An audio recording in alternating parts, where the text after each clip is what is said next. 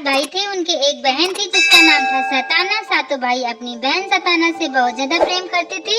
सताना बहन की शादी हो चुकी थी तो सताना बहन अपने भैया के घर पर थी। एक बार का समय है कि सताना बहन अपने भैया के यहाँ थी और पड़ गई दिवाली।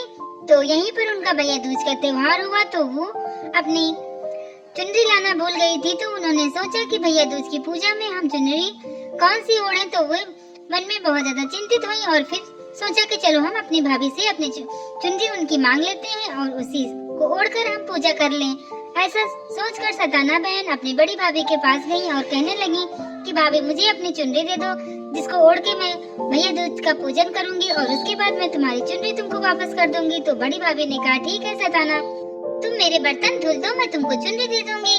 ऐसा कहकर बड़ी भाभी अपने काम में लग गई और सताना को बर्तन धुलने के लिए कह दिया। तो सताना बहन ने सोचा कि जब तक हम बड़ी भाभी की बर्तन धुलेंगे तब तक हम मंजली भाभी से ले लेंगे। और वह ऐसा सोचकर वह मंजली भाभी के पास चली गई और मंजली भाभी से जाकर बोली कि भाभी मुझे अपनी चुनरी दे दो, मैं पूजा करने के बाद आपको वापस कर दूंगी। तो मंजली भाभी ने कहा मेरा झाड़ू लगा दो, तब हम तुमको चुनरी दे देंगे।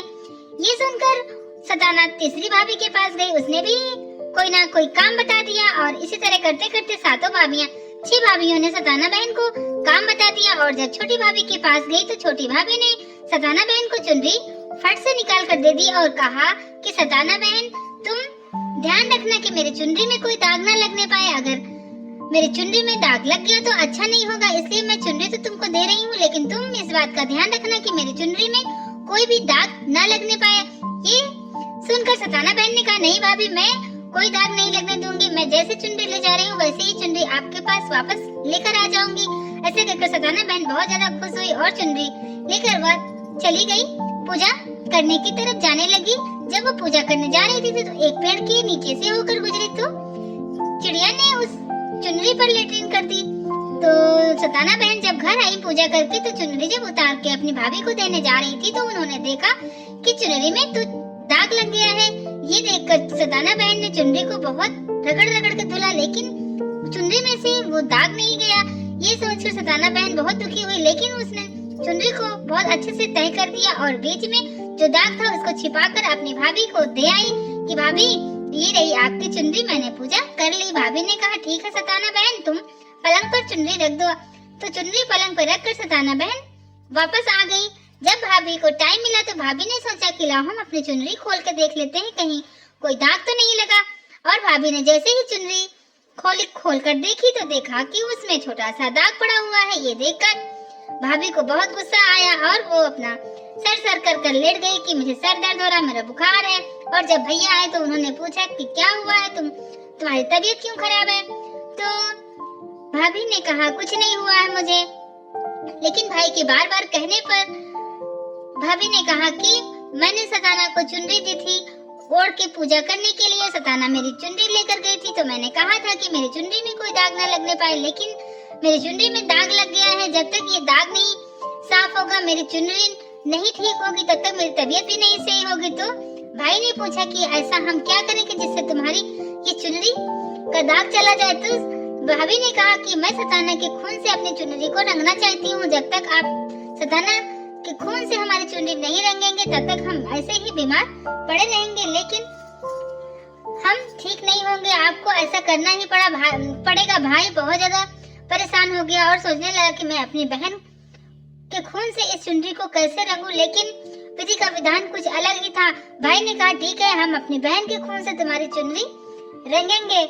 और इतना सोचकर भाई अपनी बहन को लेकर जंगल की ओर जाने लगा। कहने लगा कि चलो बच्चों सब लोगों को हम जंगल की सैर कराते हैं। तो सताना बहन ने कहा कि भैया मुझे भी चलना है। तो भाई ने कहा ठीक है, तुम चलना चाहती हो तो चलो मेरे साथ। ऐसे कहकर भाई बहाने से अपनी बहन को जंगल की ओर लेकर चला गया।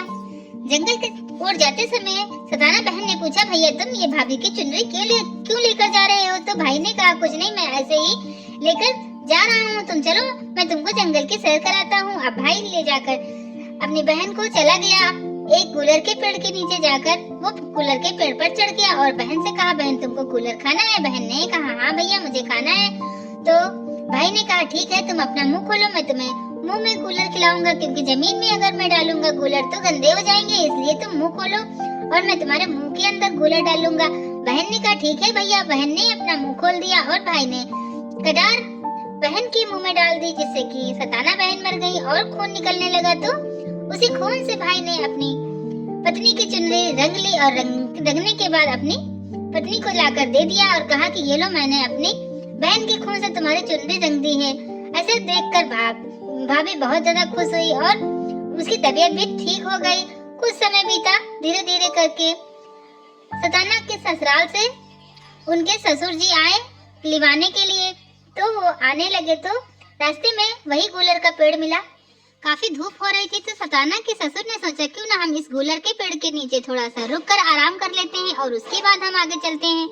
तो सताना के ससुर जी डाल पकड़कर थोड़ा सा रिलीफ करने लगे तो डाल में से आवाज आई कि ससुराल के ससुर डाल न छुओ पात फारा है, भैया नगरी में ऐसे चाल, बहन मार कर रंगे पटार, पापिन भौजी करे सिंगार। तो ऐसा सुनकर ससुर जी तो बहुत तेज से डर गए, घबरा गए कि आखिर इस पेड़ से आवाज क्यों आ रही है।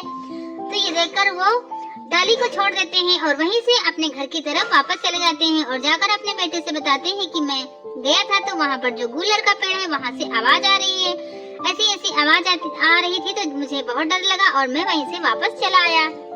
ये सुनकर सताना के देवर ने कहा कोई बात नहीं पिताजी, आप डर गए हैं तो आप यहीं रहिए, मैं जाकर देखता हूँ कि आखिर उस गूलर से ऐसी कौन सी आवाज आती है। तो जब देवर आता है सताना का तो वो भी उसी गूलर के पेड़ के नीचे खड़ा होता है और डाल पकड़कर देखता है कि कौन सी आवाज आती है। तो जैसे ही सताना के देवर डाल पकड़ते हैं तो आवाज आती है कि ससुराल के देवर डाल न छुओ पात फारा है, भैया नगरी में ऐसे चाल, बहन मार कर रंगे पटार, पापिन भौजी करे सिंगार।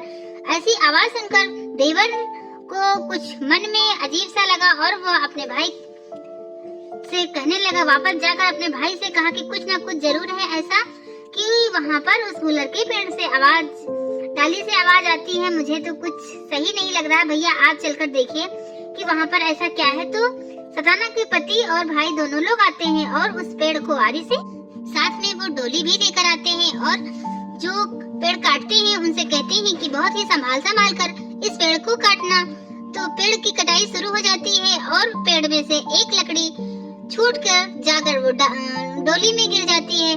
तो जब वो पेड़ पूरा कट जाता है तो पेड़ में से कुछ नहीं निकलता है। तो भाई उनके देवर और पति कहते हैं कि इस पेड़ से तो कुछ नहीं निकला और वो जो पेड़ की छोटी सी लकड़ी डोली में गिरी थी वो ले जाकर वो अपने घर ले जाते हैं और उसको छप्पर में लगा देते हैं। तो कहते हैं कि पता नहीं ऐसा क्या है, पेड़ को हमने पूरा कटवा भी दिया, पेड़ से कुछ निकला भी नहीं और पता नहीं क्यों आवाज आ रही थी, सताना भी हमको नहीं मिली क्योंकि आगे हम जा नहीं पा रहे हैं, गूलर से आगे हम बढ़ नहीं पा रहे थे, कुछ न कुछ कारण है। तो वो इसी तरह करते करते सोचने लगे कि चलो हम फिर से जाएंगे दोबारा और सताना को ले आएंगे। एक दिन की बात है कि उनके पति कहीं बाहर गए हुए थे और घर में सारा काम पड़ा हुआ था। तो वो सताना जो थी उसी लकड़ी में थी जो उन्होंने छप्पर में लगा रखी थी। तो सताना उसी लकड़ी में से निकलकर घर के सारे काम, झाड़ू, बर्तन, चौका सब कुछ करती थी। एक दिन उनके पति छिप कर बैठे और देखने लगे कि आखिर हमारे घर का ये सारा काम कौन करता है।